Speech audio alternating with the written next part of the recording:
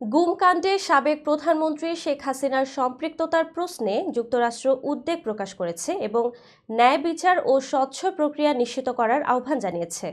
স্থানীয় সময় বুধবার মার্কিন পররাষ্ট্র দপ্তরের নিয়মিত প্রেস ব্রিফিংয়ে দপ্তরের উপমুখপাত্র বেদান্ত প্যাটেল এ বক্তব্য দেন।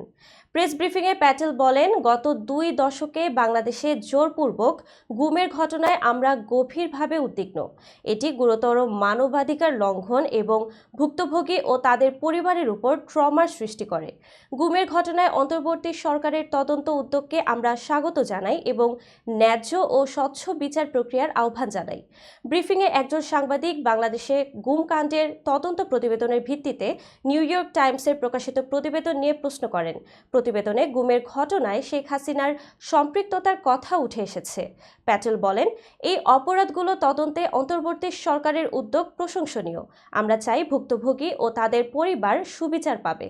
এর আগে গত 14 ডিসেম্বর ডক্টর মোহাম্মদ ইউনূসের কাছে গুম সংক্রান্ত তদন্ত কমিশন তাদের অন্তর্বর্তী প্রতিবেদন জমা দেয়। এতে গত 15 বছরে গুমের ঘটনায় শেখ হাসিনার নির্দেশনার প্রমাণ পাওয়ার কথা উল্লেখ করা হয়েছে। একই সঙ্গে র্যাব বিলুপ্তি এবং দায়ীদের বিচারের সুপারিশ করে কমিশন।